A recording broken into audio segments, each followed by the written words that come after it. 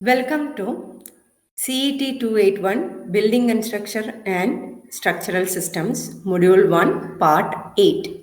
നമ്മൾ സിമെന്റിന്റെ എല്ലാ പ്രോപ്പർട്ടീസ് അതിൻ്റെ ടെസ്റ്റുകൾ ഒക്കെ കഴിഞ്ഞ ക്ലാസ്സുകളിൽ പഠിച്ചു കഴിഞ്ഞു. ഇനി നമ്മൾ അടുത്ത പഠിക്കാൻ പോകുന്നത് അഗ്രിഗേറ്റ്സ് ആണ്.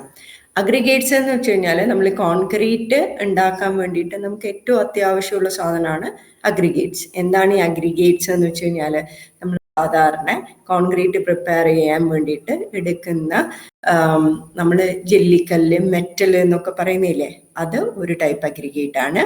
അതേപോലെ നമ്മൾ എടുക്കുന്ന പൂഴി, സാൻഡ് എന്ന ഓഫ് അഗ്രിഗേറ്റ് ആണ്. ഈ രണ്ട് അഗ്രിഗേറ്റ്സ് ആണ് കോൺക്രീറ്റിന്റെ മെജോറിറ്റി വോളിയം എടുക്കുന്നതും അതേപോലെ വെയിറ്റ് നോക്കിക്കഴിഞ്ഞാലും മെജോറിറ്റി വരുന്നത് അഗ്രിഗേറ്റ്സ് ആണ്. അപ്പോൾ നമുക്ക് ഗുഡ് ക്വാളിറ്റി ഓഫ് അഗ്രിഗേറ്റ്സ് നമ്മൾ കോൺക്രീറ്റിനകത്ത് യൂസ് ചെയ്തിട്ടില്ലെങ്കിൽ, കൺസ്ട്രക്ഷൻ പർപ്പസിന് ഗുഡ് ക്വാളിറ്റി അഗ്രിഗേറ്റ്സ് അല്ല നമ്മൾ യൂസ് ചെയ്യുന്നതെങ്കിൽ അത് നമ്മൾ കൺസ്ട്രക്ഷൻ്റെ ക്വാളിറ്റിയെയും അതിൻ്റെ ലൈഫിനെയും ഒക്കെ ബാധിക്കുന്ന ഒരു കാര്യമായിട്ട് മാറും. അപ്പോൾ നമുക്ക് എങ്ങനെ ക്ലാസിഫൈ ചെയ്യാം, പിന്നെ അതിൻ്റെ ടെസ്റ്റുകൾ എന്തൊക്കെയാണ്, ആ ടെസ്റ്റ് റിസൾട്ട് വെച്ചിട്ട് നമുക്ക് എങ്ങനെ അഗ്രിഗേറ്റിൻ്റെ ക്വാളിറ്റി ഡിറ്റർമിൻ ചെയ്യാം എന്നതൊക്കെയാണ് ഈ ഒരു പോർഷനിൽ പഠിക്കുന്നത്. അപ്പോൾ let's move on to aggregates. അപ്പം അഗ്രിഗേറ്റ്സ് എന്ന് വെച്ച് കഴിഞ്ഞാൽ ഞാൻ പറഞ്ഞു, കോൺക്രീറ്റിൻ്റെ വോളിയത്തിൻ്റെ മെജോറിറ്റി പാർട്ട് ഒക്കുപ്പൈ ചെയ്യുന്ന ഒരു സാധനമാണ് അഗ്രിഗേറ്റ് എന്ന് പറയുന്നത്. പിന്നെ എന്താണ്, നമ്മൾ ഈ സിമെന്റ് മോട്ടാർ പ്രിപ്പയർ ചെയ്യില്ലേ, സിമെന്റ് പേസ്റ്റ് പ്രിപ്പയർ ചെയ്യുന്നുണ്ട് അല്ലെ, നമ്മൾ പ്ലാസ്റ്ററിങ്ങിന് വേണ്ടിയിട്ട്, സിമെന്റ് പ്ലാസ്റ്ററിങ്ങിന് വേണ്ടിയിട്ടൊക്കെ മോട്ടാർ ചെയ്യുന്നുണ്ട്. അപ്പം അതിന് വേണ്ടിയിട്ട്, അതായത് നമ്മൾ അതിനകത്ത് എന്താ ആഡ് ചെയ്യുന്നത്, സാൻഡാണ് ആഡ് ചെയ്യുന്നത്. സാൻഡാണ് അതിനകത്തുള്ള അഗ്രിഗേറ്റ്. അപ്പൊ അത് സിമെന്റ് പാർട്ടിക്കിൾസ് ആണ് ഈ അഗ്രിഗേറ്റ്സിനെ തമ്മിൽ യോജിപ്പിച്ചിട്ട് നിർത്തുന്നത്. അതായത് ബൈൻഡിങ് പ്രോപ്പർട്ടി കൊടുക്കുന്നത് ആരാണ്, സിമെന്റ് ആണ്. The composition, shape and size of aggregate all have sufficient impact on workability, durability, strength, weight and shrinkage of concrete. കോൺക്രീറ്റിന്റെ എല്ലാ പ്രോപ്പർട്ടീസിലും, കോൺക്രീറ്റിന്റെ എല്ലാ ഗുഡ് ക്വാളിറ്റീസിനെയും എഫക്റ്റ് ചെയ്യാനുള്ള കപ്പാസിറ്റി ആർക്കുണ്ട്, അഗ്രിഗേറ്റ്സ് ഉണ്ട്. അപ്പൊ അഗ്രിഗേറ്റ് എന്ന് പറയുന്നത് ഏറ്റവും ഇമ്പോർട്ടൻ്റ് ആയിട്ടുള്ള ഒരു പാർട്ടാണ് കോൺക്രീറ്റിൽ. നെക്സ്റ്റ് നമുക്ക് എത്ര ടൈപ്പ് ഉണ്ട് എന്നുള്ളത് നോക്കാം. സാധാരണയായിട്ട് നമുക്കിതിനെ 2 ടൈപ്പായിട്ടാണ് ഡിവൈഡ് ചെയ്തിട്ടുള്ളത്. അതായത് ഫൈൻ അഗ്രിഗേറ്റ്സും കോഴ്സ് അഗ്രിഗേറ്റ്സും. ഫൈൻ അഗ്രിഗേറ്റ് എന്ന് വെച്ചാൽ നമ്മളിതിന്റെ ക്ലാസിഫിക്കേഷൻ പറയുന്നത് സീവ് അനാലിസിസ് വെച്ചിട്ടാണ്. സീവ് എന്ന് വെച്ചാൽ എന്താണ്, അരിപ്പ. നമ്മൾ സാധാരണ ഉപയോഗിക്കുന്ന അരിപ്പ ഇല്ലേ, വീട്ടിലൊക്കെ ഉപയോഗിക്കുന്നത്, അതിൻ്റെ തന്നെ ഇന്ത്യൻ സ്റ്റാൻഡേർഡ് വെച്ചിട്ടുള്ള സീവുകളുണ്ട്. ആ സീവുകൾ എന്ന് വെച്ചാൽ നോർമൽ നമ്മളൊക്കെ സാധാരണ കാണുന്ന പോലെയുള്ള അരിപ്പകളായിരിക്കില്ല. അത് ഗുഡ് ക്വാളിറ്റിയുള്ള മെറ്റീരിയൽ വെച്ച്, അതായത് നമ്മളിപ്പോൾ അഗ്രിഗേറ്റ്സ് ഒക്കെ സീവ് ചെയ്യുന്ന സമയത്ത് അതിന് നല്ല ക്വാളിറ്റി ഇല്ലെങ്കിൽ എന്താവും, അത് പെട്ടെന്ന് തന്നെ പൊട്ടി ചാൻസ് ഉണ്ട്. അതുകൊണ്ട് നല്ല സ്റ്റാൻഡേർഡ് ആയിട്ടുള്ള ക്വാളിറ്റി, അതിന് സ്പെസിഫിക് ആയിട്ടുള്ള ക്വാളിറ്റി ഉണ്ട്. അപ്പൊ അത് വെച്ചിട്ടുള്ള സീവ്സ് ആണ് ഈ ടെസ്റ്റിങ്ങിന് വേണ്ടിയിട്ട് ഉപയോഗിക്കുക. അപ്പൊ ഫൈൻ അഗ്രിഗേറ്റ് എന്ന് വെച്ച് കഴിഞ്ഞാൽ ഈ സീവിന്റെ സൈസ്, അതായത് സീവിനകത്ത് മെഷ് അല്ലേ ഉണ്ടാവുക അല്ലെ, വല പോലെ ഉണ്ടാവും. ആ ഒരു മെഷിന്റെ സൈസ് 4.75 mm ആണെങ്കിൽ ആ സീവിനെ നമ്മൾ പറയും 4.75 mm സീവ്. അപ്പോൾ ആ 4.75 mm മെഷ് സൈസുള്ള സീവില് കൂടെ പാസ് ചെയ്യുന്ന എല്ലാ അഗ്രിഗേറ്റിനെയും നമ്മൾ ഫൈൻ അഗ്രിഗേറ്റ് ആയിട്ട് പറയും. ഇനി ഈ പറയുന്ന 4.75 mm സീവില് റീറ്റെയിൻ ചെയ്യുന്ന, അതിൽ താഴേക്ക് വീഴാതെ അതിനകത്ത് റീറ്റെയിൻ ചെയ്ത് നിൽക്കുന്ന എല്ലാ അഗ്രിഗേറ്റ്സിനെയും നമ്മൾ എന്ത് പറയും, കോഴ്സ് അഗ്രിഗേറ്റ് ആയിട്ട് പറയും. അപ്പോൾ കോഴ്സ് അഗ്രിഗേറ്റും ഫൈൻ അഗ്രിഗേറ്റും മനസ്സിലായല്ലോ. അപ്പോൾ ഒബ്വിയസ്ലി നിങ്ങൾക്ക് മനസ്സിലാവും, പൂഴിട്ട് കഴിഞ്ഞാൽ, സാൻഡ് ഇട്ട് കഴിഞ്ഞാൽ എന്താവും, 4.75 mm കൂടെ എളുപ്പത്തിൽ പാസ് ചെയ്ത് പോകും. അതേസമയം നമ്മൾ കോൺക്രീറ്റിന് ഉപയോഗിക്കുന്ന ജെല്ലി പോലെയുള്ള സാധനങ്ങൾ 4.75 mm സീവിൽ കൂടെ താഴേക്ക് പോവില്ല. അപ്പൊ അതെന്താവും, അത് കോഴ്സ് അഗ്രിഗേറ്റ് ആണ്. പാസ് ചെയ്ത് പോയത് ഫൈൻ അഗ്രിഗേറ്റ് ആണ്. നെക്സ്റ്റ് ഈ അഗ്രിഗേറ്റ്സിന്റെ ക്വാളിറ്റീസ് ആണ്. കുറെ സർട്ടൺ ക്വാളിറ്റീസ് ഉണ്ടായിരിക്കണം അഗ്രിഗേറ്റ്സിന്, എന്നാലും മാത്രമേ നമുക്ക് കൺസ്ട്രക്ഷൻ പർപ്പസിന് വേണ്ടിയിട്ട് യൂസ് ചെയ്യാൻ വേണ്ടിയിട്ട് സാധിക്കുള്ളൂ. അപ്പൊ ഫസ്റ്റ് ക്വാളിറ്റി എന്താന്ന് വെച്ചാൽ, it should be clean, hard, strong, durable and free from any matter that might affect the quality of the concrete. Hope you understood. It should be free from veins, adherent coatings, injurious amounts of disintegrated pieces, alkali and other deleterious substances. അതായത് ഇതിനകത്ത് basically aggregates അല്ലാതെ വേറെ ഒരു സംഭവങ്ങളും ഉണ്ടാവാൻ വേണ്ടി പാടില്ല. അതുകൊണ്ടാണ് നമ്മൾ എന്ത് പറയുന്നത്, ഈ നമ്മള് ഓഷ്യൻ എടുക്കുന്നത്, അതായത് സീ സാൻഡ് നമ്മൾ കൺസ്ട്രക്ഷൻ പർപ്പസിന് വേണ്ടി ഉപയോഗിക്കാൻ പാടില്ല എന്ന് പറയുന്നത് ഈ ഒരു പ്രശ്നം ഉള്ളത് കൊണ്ടാണ്. കാരണം അതിനകത്ത് എന്താണ്, നമുക്ക് സോൾട്ട് കണ്ടന്റ് ഉണ്ടാവും. സോൾട്ട് മാത്രമല്ല, ഒരുപാട് മിനറൽസ്, ഒരുപാട് കെമിക്കൽ കണ്ടന്റ്സ് വരും സീ സാൻഡ്. ഇപ്പൊ ഈ സീ സാൻഡിനകത്ത് ഈ പറയുന്ന കെമിക്കൽ കണ്ടന്റും സോൾട്ടും ഉണ്ടാവുമ്പോൾ ഉള്ള പ്രശ്നം എന്താണ്, കോൺക്രീറ്റ് പ്രിപ്പയർ ചെയ്യുന്ന സമയത്ത് സിമെന്റ് ഒരു കെമിക്കൽ കോമ്പൗണ്ട് ആണ്. അപ്പോൾ ആ കെമിക്കല് ഈ പറയുന്ന സീ സാൻഡിലുള്ള ബാക്കിയുള്ള കെമിക്കൽസുമായിട്ട് റിയാക്ട് ചെയ്തിട്ട് കോൺക്രീറ്റിന് ആവശ്യമുള്ള സ്ട്രെങ്ത്തും കൊടുക്കില്ല. എളുപ്പത്തിൽ അതിനുള്ളിൽ കൊടുക്കുന്ന കമ്പികളൊക്കെ സ്റ്റീൽ ഉണ്ടാവുമല്ലോ, ആ സ്റ്റീലൊക്കെ പൊടിഞ്ഞു പോകാനും അതേപോലെ ബിൽഡിംഗ് സ്ട്രക്ചർ കൊളാപ്സ് ചെയ്യാനുള്ള ചാൻസ് ഉണ്ട്. അപ്പോൾ സീ സാൻഡ് നമ്മൾ ഉപയോഗിക്കുന്നുണ്ടെങ്കിൽ അത് പ്യൂരിഫൈ ചെയ്തിട്ട് മാത്രമേ നമുക്ക് ഉപയോഗിക്കാൻ വേണ്ടി സാധിക്കുള്ളൂ. തേർഡ് ക്വാളിറ്റി എന്താണെന്ന് വെച്ചാൽ, if possible flaky, scoriaceous cinders or slag and elongated pieces also should be avoided. അതായത് ഫ്ലേക്സ് ആയിട്ടുള്ളത്, തിന്നായിട്ടുള്ള അഗ്രിഗേറ്റ്, നമ്മളിപ്പം ജെല്ലിക്കല്ല് എടുത്തിട്ട്, ജെല്ലിക്കല്ല് നിങ്ങൾ എടുത്തു കഴിഞ്ഞാൽ മനസ്സിലാവും ഏകദേശം ഒരു ഉണ്ട സൈസിലുള്ള സാധനങ്ങളാണ് നിങ്ങൾ കാണുന്നുണ്ടാവുക. ഒരിക്കലും ഇങ്ങനെ ഫ്ലേക്സ് ആയിട്ടുള്ള സാധനങ്ങൾ നിങ്ങൾക്ക് കിട്ടില്ല. അതേപോലെ ഒരു പെർട്ടിക്കുലർ ലെങ്ത്തിൽ കൂടുതലുള്ള സാധനങ്ങളും നിങ്ങൾ അതിനകത്ത് കാണില്ല. ഇത് എന്തുകൊണ്ടാന്ന് വെച്ച് കഴിഞ്ഞാൽ, ഇലോങ്ങേറ്റഡ് അല്ലെങ്കിൽ ഫ്ലേക്കി ആയിട്ടുള്ള അഗ്രിഗേറ്റ് നമ്മൾ എടുത്തു കഴിഞ്ഞാൽ വരുന്ന എന്താന്ന് വെച്ച് കഴിഞ്ഞാൽ, ഇത് മേലെ നിന്ന് ലോഡ് വരുമ്പം ഇതെന്താവും, ക്രഷ് ആയി പോകും. ലോഡ് ക്യാരിങ് കപ്പാസിറ്റി ഇതിന് ഭയങ്കരമായിട്ട് കുറവായിരിക്കും. അപ്പോൾ ക്രഷ് ആയി പോയി കഴിഞ്ഞാൽ എന്താണ് സംഭവിക്കുക, നമുക്ക് കോൺക്രീറ്റിന്റെ സ്ട്രെങ്ത് കുറയും. അതുകൊണ്ട് ഇലോങ്ങേറ്റഡ് അല്ലെങ്കിൽ ഫ്ലേക്കി ആയിട്ടുള്ള അഗ്രിഗേറ്റ്സ് ആണെങ്കിൽ അത് കോൺക്രീറ്റിന് നമ്മൾ യൂസ് ചെയ്യില്ല. നെക്സ്റ്റ് വരുന്നത്, the shape should be irregular. Proper round ആയിട്ടുള്ള അഗ്രിഗേറ്റ്സ് നമ്മൾ എടുക്കില്ല, ഇറെഗുലർ ഷേപ്പിലുള്ള അഗ്രിഗേറ്റ്സ് ആണ്. എന്തുകൊണ്ടാണ്, നമ്മൾ സാധാരണ കോൺക്രീറ്റ് പ്രിപ്പയർ ചെയ്ത് കഴിഞ്ഞാൽ ഏറ്റവും വലിയ സൈസിലുള്ള സാധനം എന്താണ്, കോഴ്സ് അഗ്രിഗേറ്റ് ആണ്. ഈ കോഴ്സ് അഗ്രിഗേറ്റ് ഇങ്ങനെ ഇങ്ങനെ ഇങ്ങനെ ഇങ്ങനെ ഓരോ സ്പേസ്, ഒരു വോളിയം ഓഫ് കോൺക്രീറ്റ് എടുത്തു കഴിഞ്ഞാൽ സ്പേസ് ഫില്ല് ചെയ്ത് വെക്കും. അതിന് നടുക്കുള്ള സ്പേസ് ആരാ ഫില്ല് ചെയ്യുക, ഫൈൻ അഗ്രിഗേറ്റ്സ് ആണ് ഫില്ല് ചെയ്യുക. ഈ ഫൈൻ അഗ്രിഗേറ്റ്സ് ഫില്ല് ചെയ്തിട്ട് അതിന് ബാക്കിയുള്ള സ്പേസിലാണ് ആര് ഫില്ല് ചെയ്യുക, സിമെന്റ് പാർട്ടിക്കിൾസും വെള്ളവും കൂടിയിട്ടുള്ള മിക്സ് വന്നിട്ട് ഫില്ലാവുക. അപ്പൊ ഇതാണ് നോർമൽ ഒരു കോൺക്രീറ്റിന്റെ സ്ട്രക്ചർ എന്ന് പറയുന്നത്. അപ്പൊ നമ്മൾ ഈ റൗണ്ടഡ് ആയിട്ടുള്ള അഗ്രിഗേറ്റ്സ് എടുത്തിട്ടാകുമ്പോഴുള്ള പ്രശ്നം എന്താണെന്ന് വെച്ച് കഴിഞ്ഞാല്, നമുക്ക് ഈ ടൈറ്റ് പാക്കിംഗ് നമുക്ക് കിട്ടില്ല. ഇറെഗുലർ ആകുമ്പം എല്ലാ സ്ഥലത്തും അഗ്രിഗേറ്റ്സ് പോയിട്ട് ഇങ്ങനെ ടൈറ്റ് ആയിട്ട് പാക്ക് ചെയ്യും. റൗണ്ട് ആകുമ്പോൾ എന്താവും, എപ്പോഴും അതിനിടയ്ക്ക് ഒരു ഗ്യാപ്പ് ഉണ്ടായിരിക്കും. ഇപ്പോൾ ലോഡ് വരുമ്പോൾ എന്തായിരിക്കും, ഈ ഗ്യാപ്പ് ഒരു വീക്കസ്റ്റ് പോയിന്റ് ആയിട്ട് ആക്ട് ചെയ്യും അവിടെ. അപ്പൊ അതുകൊണ്ട് നമുക്ക് റൗണ്ടഡ് ആയിട്ടുള്ള അഗ്രിഗേറ്റ്സ് എടുക്കില്ല, ഇറെഗുലർ ആയിട്ടുള്ള അഗ്രിഗേറ്റ് ഷേപ്പുള്ള അഗ്രിഗേറ്റ്സ് ആണ് നമ്മൾ എടുക്കുക. Next quality, toughness should not exceed 45%.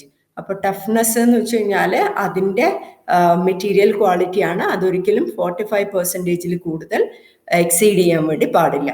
Next ഉള്ളത്, abrasion value should not exceed 16%. Abrasion value എന്ന് വെച്ച് കഴിഞ്ഞാൽ എന്താണ്, വേർ ആൻഡ് ടയർ ഉണ്ടാവുമ്പം, അതായത് ഈ കല്ലുകൾ തമ്മിൽ കൂട്ടിമുട്ടുമ്പോൾ എന്താവാൻ പാടില്ല, പൊടിഞ്ഞു പോകാൻ വേണ്ടിയിട്ട് പാടില്ല.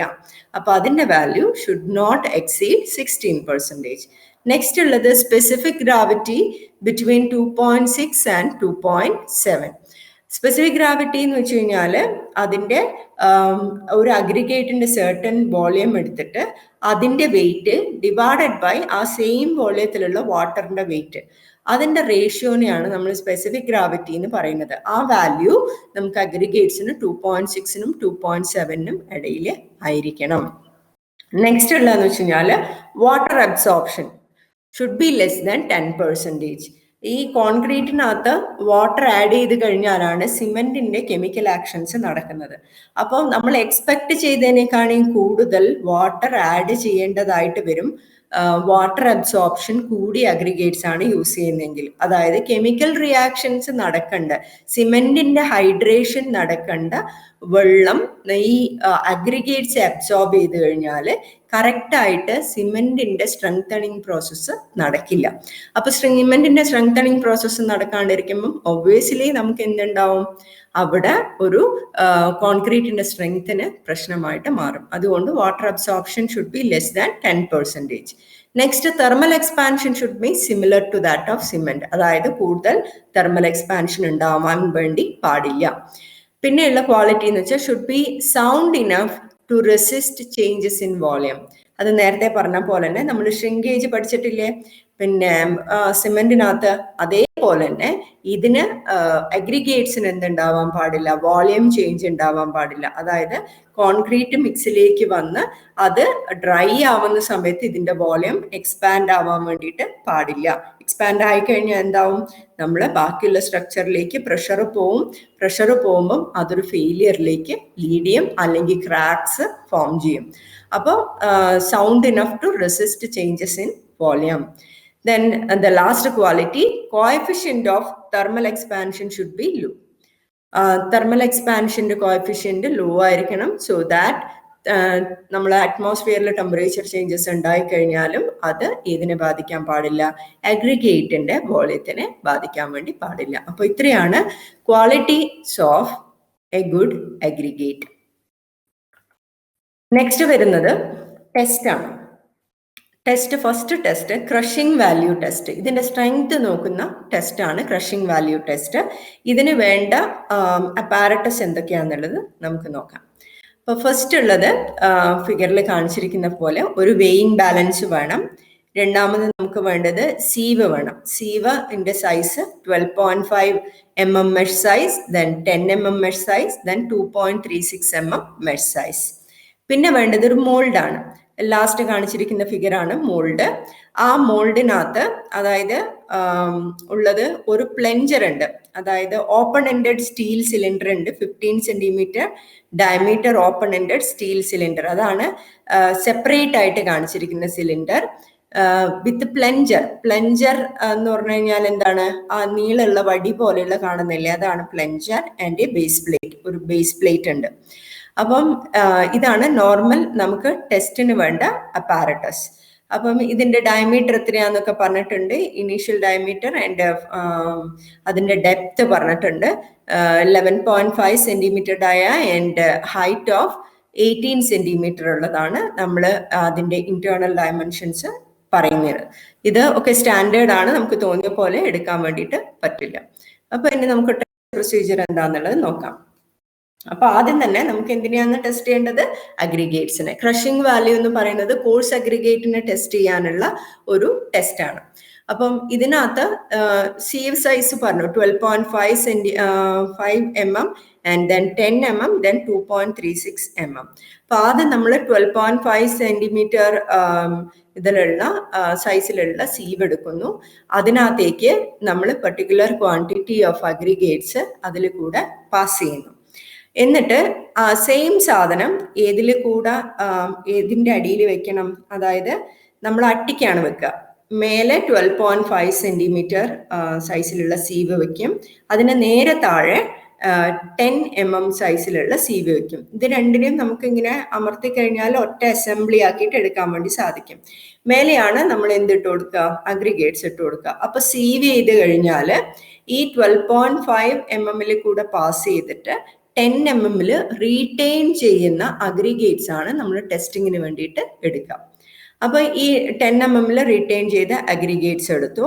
അഗ്രിഗേറ്റ്സ് എടുത്തിട്ട് നമുക്ക് ഇതിന്റെ സർഫസ് ഡ്രൈ കണ്ടീഷനിലാണ് നമ്മൾ ടെസ്റ്റ് ചെയ്യുക. അപ്പൊ ഇതിനെ എന്ത് ചെയ്യും എന്ന് വെച്ച് കഴിഞ്ഞാല് ഇതിന് ഒരു 4 hours നമ്മൾ 100 to 110 degree സെന്റിഗ്രേഡിൽ ഇതിനെ ഹീറ്റ് ചെയ്യും. ഓവനിൽ വെച്ചിട്ട് ഹീറ്റ് ചെയ്യും. ഹീറ്റ് ചെയ്തിട്ട് അതിനെ റൂം ടെമ്പറേച്ചറിലേക്ക് കൂൾ ചെയ്തിട്ട് കൊണ്ടുവരും. അതായത് എന്തെങ്കിലും പ്രശ്നങ്ങൾ ഉണ്ടെങ്കിൽ ഉള്ളിൽ ഇന്റേണൽ ആയിട്ട് വാട്ടർ അബ്സോർപ്ഷൻ ഒക്കെ നടന്നിട്ടുണ്ടെങ്കിൽ അത് പോകാൻ വേണ്ടിയിട്ടാണ്. അപ്പൊ അത് കഴിഞ്ഞിട്ട് നമ്മൾ നേരത്തെ ഫിഗറിൽ കാണിച്ചത്, അതായത് നമ്മളൊരു സിലിണ്ടർ കാണിച്ചിട്ടുണ്ടല്ലോ ലാസ്റ്റിലത്തെ ഫിഗറിൽ, ആ സിലിണ്ടറിനകത്തേക്ക് 3 ലെയർ ആയിട്ട് നമ്മളിത് അഗ്രിഗേറ്റ്സ് ഫില്ല് ചെയ്ത് കൊടുക്കും. ആദ്യത്തെ ലെയർ ഇടും, അതായത് ആദ്യത്തെ ലെയർ 1/3 ഫില്ല് ചെയ്തതിന് ശേഷം 25 ടാമ്പിങ്സ് കൊടുക്കും. ഇതിനകത്ത് പ്ലഞ്ചർ റോഡ് പറഞ്ഞിട്ടുണ്ടല്ലോ, പ്ലഞ്ചർ റോഡ് ഇവിടെ കാണിച്ചിട്ടുണ്ട് ഫസ്റ്റ് ഫിഗറിനകത്ത്. ആ പ്ലഞ്ചർ റോഡ് വെച്ചിട്ട് നമ്മൾ 25 ടൈംസ് ഇതിന് ടാമ്പിങ് കൊടുക്കും. ടാമ്പിങ് കൊടുക്കുക എന്ന് വെച്ച് കഴിഞ്ഞാൽ ഒരു ഫ്രീ ഫോളാണ്, ഒരു പെർട്ടിക്കുലർ ഹൈറ്റിൽ നിന്ന് ഇതിനെ 25 mm താഴേക്ക് ഇങ്ങനെ വിട്ടുകൊണ്ടിരിക്കും. അപ്പോൾ അങ്ങനെ 3 ലെയറും കംപ്ലീറ്റ് ചെയ്ത് മേലെയുള്ളത് നമ്മൾ ജസ്റ്റ് അത് സ്റ്റക്ക് ചെയ്തിട്ട് അത് കംപ്ലീറ്റ് നിറച്ചിട്ട് എടുക്കും. എന്നിട്ട് അതിൻ്റെ വെയിറ്റ് നമ്മൾ മെഷർ ചെയ്യും. ആ വെയിറ്റ് ആണ് ക്യാപിറ്റൽ ഇ. അത് കഴിഞ്ഞിട്ട് ബാക്കിയുള്ള നമ്മളിപ്പോൾ സീവ് ചെയ്തിട്ട് വെച്ച ബാക്കിയുള്ള അഗ്രിഗേറ്റ്സ് ഉണ്ടാവുമല്ലോ, അത് നമ്മൾ അടുത്ത ടെസ്റ്റിന് വേണ്ടിയിട്ട് മാറ്റി വയ്ക്കും. അപ്പം ഇതിങ്ങനെ ചെയ്തതിന് ശേഷം എന്ത് ചെയ്യും എന്ന് വെച്ച് കഴിഞ്ഞാൽ ബേസ് പ്ലേറ്റ് ഉണ്ട്, നമുക്ക് ബേസ് പ്ലേറ്റ് ഉണ്ട്, അതിൻ്റെ ഉള്ളിലേക്ക് നമുക്ക് എന്തെടുത്ത് വെക്കാൻ പറ്റും? ഈ പറയുന്ന സിലിണ്ടറിൻ്റെ അസംബ്ലി എടുത്തു വെക്കാൻ വേണ്ടിയിട്ട് പറ്റും. ഈ സിലിണ്ടറിൻ്റെ അസംബ്ലി എടുത്തു വെച്ചതിന് ശേഷം നമ്മൾ അഗ്രിഗേറ്റ് ടെസ്റ്റ് ചെയ്യുന്ന, ക്രഷിംഗ് വാല്യൂ ടെസ്റ്റ് ചെയ്യുന്ന മെഷീൻ്റെ മുകളിലേക്ക് ഇത് ലോഡ് ചെയ്യും. അപ്പം മെഷീൻ്റെ മുകളിലേക്ക് ലോഡ് ചെയ്തിട്ട് അഗ്രിഗേറ്റിൻ്റെ മേലെ ലോഡ് വരും. ഇങ്ങനെ ആ സിലിണ്ടർ വെക്കും, ആ സിലിണ്ടറിൻ്റെ മുകളിൽ ഇങ്ങനെ ലോഡ് വരും. ആ ലോഡ് വരുന്നത്, ടോട്ടൽ ലോഡ് വരേണ്ടത് 400 kN ആണ്. അത് പക്ഷെ അതായത് ഫസ്റ്റ് തന്നെ 400 ലോഡ് ഇങ്ങനെ വെക്കലല്ല. എന്ത് ചെയ്യുമെന്ന് വെച്ചാൽ 10 മിനിറ്റ് ടൈം, ആ 10 മിനിറ്റ് ടൈമിൽ ഗ്രാജുവലായിട്ട് ഇത് ഏതിലേക്ക് എത്തണം? 400 kN ലോഡിലേക്ക് എത്തണം. അങ്ങനെ 10 മിനിറ്റ് ഇതിൻ്റെ മുകളിലേക്ക് ലോഡ് അപ്ലൈ ചെയ്തതിന് ശേഷം ഈ അസംബ്ലി അതിനകത്തുനിന്ന് റിമൂവ് ചെയ്യും. റിമൂവ് ചെയ്തതിന് ശേഷം ഇതിനകത്തുള്ള കംപ്ലീറ്റ് വെയിറ്റ്, അതായത് അഗ്രിഗേറ്റ്സ് കംപ്ലീറ്റ് അതിനകത്ത് ഫില്ലായിട്ട് ഉണ്ടാവുമല്ലോ, ആ കംപ്ലീറ്റ് അഗ്രിഗേറ്റ്സ് നമ്മൾ 2.36 mm സീവിലിട്ടിട്ട് സീവ് ചെയ്യും. അപ്പോൾ സീവ് ചെയ്തിട്ട് എന്തൊക്കെ ഡസ്റ്റ് പാർട്ടിക്കിൾസ് ആണോ അതിൽ കൂടെ പാസ് ചെയ്തിട്ട് താഴേക്ക് വരുന്നത്, അതിൻ്റെ വെയിറ്റ് നമ്മൾ കണ്ടുപിടിക്കും. ആ വെയിറ്റ് ആണ് ബി. അപ്പം നമ്മൾ ടെസ്റ്റ് കംപ്ലീറ്റ് ആയി. ഫസ്റ്റ് നമ്മൾ എന്തെടുത്തു? അഗ്രിഗേറ്റ്സ് എടുത്തു, 12.5 mm കൂടെ പാസ് ചെയ്തു, 10 mm റീറ്റെയിൻ ചെയ്തു, അതിനകത്ത് നിന്ന് എടുത്തു. നമ്മൾ സിലിണ്ടറിൽ 1/3 ഫില്ല് ചെയ്തു, 25 ടാമ്പിങ്സ് കൊടുത്തു. നെക്സ്റ്റ് ലെയർ ഫില്ല് ചെയ്തു, 25 ടാമ്പിങ്സ് കൊടുത്തു. തേർഡ് ലെയർ ഫില്ല് ചെയ്തു, 25 ടാമ്പിങ്സ് കൊടുത്തു. അത് ലെവൽ ചെയ്തു, എന്നിട്ട് അതിൻ്റെ വെയിറ്റ് കണ്ടുപിടിച്ചു, അതാണ് എ. അതിനുശേഷം ഇത് ലോഡ് ചെയ്യാൻ വേണ്ടിയിട്ട് കൊണ്ടുപോയി ആ അസംബ്ലി ലോഡിംഗ് മെഷീനിന്റെ മുകളിലേക്ക് വെക്കുന്നു. അതിൽ 400 kN ലോഡ് കൊടുക്കുന്നു. അത് 10 മിനിറ്റ് ടൈം ഡ്യൂറേഷനിലാണ് കൊടുക്കുന്നത്, ഗ്രാജുവൽ ആയിട്ടാണ് കൊടുക്കുന്നത്. ഈ 10 മിനിറ്റ് കഴിഞ്ഞിട്ട് ഈ പറയുന്ന അസംബ്ലി അതിനകത്ത് നിന്ന് റിമൂവ് ചെയ്തതിന് ശേഷം ഈ അഗ്രിഗേറ്റ്സ് 2.36 mm സീവിലിട്ടിട്ട് സീവ് ചെയ്യുന്നു. അതിൽ കൂടെ പാസ് ചെയ്യുന്ന ഡസ്റ്റിന്റെ വെയിറ്റ് നമ്മൾ കണ്ടുപിടിക്കുന്നു, അതാണ് ബി. ഇനി നമ്മൾ ഇതിന്റെ ക്രഷിംഗ് വാല്യൂ കാണാൻ വേണ്ടിയിട്ട് പോവാണ്. അഗ്രിഗേറ്റ് ക്രഷിംഗ് വാല്യൂ എന്ന് വെച്ച് കഴിഞ്ഞാൽ B/A × 100 ആണ്. ഇപ്പൊ B/A എന്ന് വെച്ചാൽ ബി എന്താണ്? ആ 2.36 mm കൂടെ പാസ് ചെയ്യുന്ന അഗ്രിഗേറ്റിന്റെ വെയിറ്റ്. എ എന്ന് വെച്ചാൽ എന്താണ്? ഇനീഷ്യൽ അതിന്റെ വെയിറ്റ്. അപ്പം ഇത്രയും കഴിഞ്ഞു കഴിഞ്ഞാൽ അഗ്രിഗേറ്റ് ക്രഷിംഗ് വാല്യൂ കംപ്ലീറ്റ് ആയി. ഇതാണ് aggregate crushing value test. Next 3 ടെസ്റ്റുകളും കൂടെ ഉണ്ട്, അപ്പോൾ അത് നമുക്ക് അടുത്ത ക്ലാസ്സിൽ നോക്കാം. അപ്പം hope you all understood what I have taught today. Then see you in the next class. Bye bye.